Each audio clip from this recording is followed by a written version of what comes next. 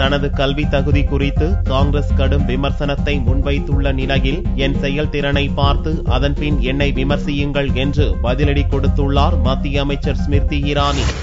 மத்திய மனிதவள மேம்பாட்டு அமைச்சராக பொறுப்பேற்றுள்ள ஸ்மிருதி இரானி ராகுலை எதிர்த்து அமேதி தொகுதியில் போட்டியிட்டவர் என்பதால் அவரை கடுமையாக காங்கிரஸ் விமர்சித்து வருகிறது. ஸ்மிருதி இரானி தொலைதூர கல்வி மூலம் பட்டப்படிப்பு முடித்திருப்பதாக அவரது வேட்புமனுவில் தெரிவிக்கப்பட்டுள்ள நிலையில் அவரது கல்வி தகுதி குறித்து காங்கிரஸ் சர்ச்சை எழுப்பியுள்ளது. இதற்கு பதிலடியாக காங்கிரஸ் தலைவர் சோனியாவின் கல்வி தகுதியை வெளியிடும்படி பாரதிய ஜனதா வலியுறுத்தியுள்ளது.